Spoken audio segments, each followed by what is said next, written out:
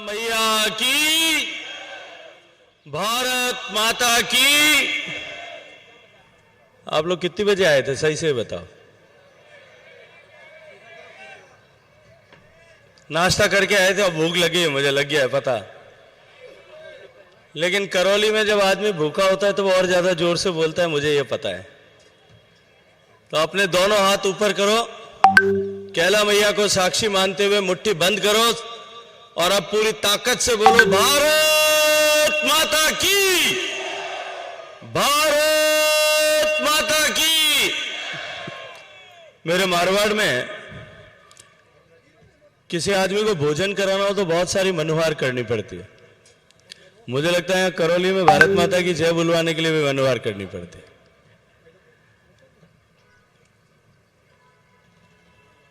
करौली की पवित्र धरती पर आयोजित आज इस महनीय सभा में मंच पर उपस्थित राजस्थान के यशस्वी मुख्यमंत्री आदरणीय श्री भजनलाल शर्मा जी, भारतीय जनता पार्टी परिवार के प्रदेश के मुखिया, सम्मानीय प्रदेश अध्यक्ष जिनके नेतृत्व में भारतीय जनता पार्टी ने प्रचंड बहुमत के साथ सत्ता में वापसी की है, ऐसे आदरणीय श्री सीपी जोशी साहब, मंच पर उपस्थित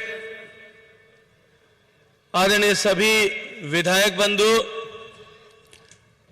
पूर्व विधायक आदरणीय महारानी साहिबा, भारतीय जनता पार्टी के सभी यशस्वी कार्यकर्ता, राजस्थान सरकार के मुख्यमंत्री, राजस्थान सरकार के मंत्री आदरणीय कन्हैयालाल जी, आदरणीय जवाहर सिंह बेडम जी, इस सभा में बहुत देर से बैठे हुए करौली के मेरे सभी पितातुल्य बुजुर्ग, मातृशक्ति युवा साथियों। कार्यक्रम में बहुत विलंब हुआ, लेकिन विलंब का कारण जो है वो आप लोगों का स्नेह है। ये जो 2 घंटे विलंब से माननीय मुख्यमंत्री जी और हम सब लोग यहां पहुंच पाए, उसका कारण इस बहुप्रतीक्षित ईआरसीपी के लागू करने की घोषणा के बाद में जिस तरह का जोश और जुनून इस पूरे पूर्वी राजस्थान के सभी जिलों में है, ये जो उत्साह स्वागत करने का, धन्यवाद करने का जो इस क्षेत्र के लोगों में है, उसके चलते हुए ये देरी हुई और आगे और भी देरी होने वाली है। मैं इस स्वागत के लिए, इस अभिनंदन के लिए हृदयपूर्वक आपका आभार ज्ञापित करता हूं, आपका धन्यवाद करता हूं। मित्रों, माननीय नरेंद्र मोदी जी के नेतृत्व में देश की सरकार ने पानी की महत्ता को समझते हुए आने वाले समय में देश एक विकसित देश बनेगा और विकसित होने के मार्ग में पानी की उपलब्धता 2019 में जब विकसित भारत की आधारशिला नए सरकार बनने के साथ माननीय मोदी जी रख रहे थे, तभी उन्होंने जल के विषय को जो विभिन्न विभागों में, मंत्रालयों में निर्णित होता था, उन पर विचार होता था, नीतियां बनती थी, काम होता था, ऐसे 10-12 विभागों और मंत्रालयों को एकत्रित करके एक जल शक्ति मंत्रालय का निर्माण किया था। आप सबके आशीर्वाद से, महाराज राजेश्वरी की कृपा से मुझे सौभाग्यपूर्ण अवसर इस मंत्रालय में काम करने का आदरणीय प्रधानमंत्री जी ने दिया। लक्ष्य था कि देश में पानी की आपूर्ति को हम किस तरह से सुनिश्चित करें, किसान के खेत तक पानी किस तरह से पहुंचे, हर घर तक पानी किस तरह से पहुंचे, हमारे जल के स्रोत किस तरह से निरंतर निर्बाध सेवा देते रहे, भूमि का जल जो हमारा निरंतर सिमटता सिकुड़ता जा रहा है उसको हम वापस कैसे पुनर्स्थापित करें, पुनर्भरण किस तरह से करें, इन सब लक्ष्यों पर एक साथ काम करने की कल्पना के साथ में इस मंत्रालय का गठन किया था। मित्रों, पिछले 5 साल में जिस तरह से माननीय प्रधानमंत्री जी के नेतृत्व में पेयजल के लिए काम हुआ, हम सब ने देखा। 2014 से 19 तक प्रधानमंत्री जी गरीब को घर दे रहे थे, बिजली दे रहे थे, घर में एक शौचालय बनवा रहे थे, हर घर तक गैस का चूल्हा पहुंचा रहे थे, हर व्यक्ति तक बैंक का खाता पहुंचा रहे थे, गांव तक इंटरनेट पहुंचा रहे थे, गांव गांव तक सड़क पहुंचा रहे थे, चिकित्सा की सुविधा के लिए आयुष्मान के कार्ड देश भर में वितरित करके दुनिया का सबसे बड़ा हेल्थ इंश्योरेंस कवरेज स्कीम चला रहे थे। गरीब के मन में एक विश्वास जागृत हुआ था कि मेरे जीवन में भी परिवर्तन करने वाली कोई सरकार काम कर रही। और उसके बाद जब 2019 में दोबारा प्रधानमंत्री बनने के बाद जल शक्ति मंत्रालय का गठन और उसके माध्यम से यह संकल्प लाल किले के प्राचीर से कि हम हर घर तक पीने का पानी पहुंचाएंगे, आज मैं गर्व के साथ में कह सकता हूं कि जो यात्रा हमने 16% से शुरू की थी, देश के ग्रामीण क्षेत्र में केवल 16% घरों तक पानी पहुंचता था। आज 11 करोड़ से ज्यादा कनेक्शन देकर के आज देश के 75% घरों तक पानी पहुंचाने में हमने माननीय मोदी जी के नेतृत्व में कामयाबी प्राप्त की। देश के 10 प्रांत, पंजाब, गुजरात, हिमाचल प्रदेश, उत्तराखंड, तेलंगाना,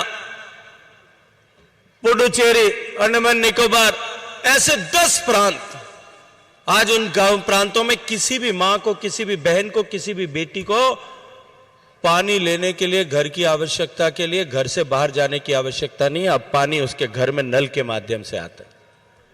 यह प्रधानमंत्री जी का संकल्प था। लगभग 8 लाख करोड़ रुपए से ज्यादा की योजनाएं स्वीकृत की गई, राज्यों को सहयोग किया गया, उनके साथ खड़े रह करके।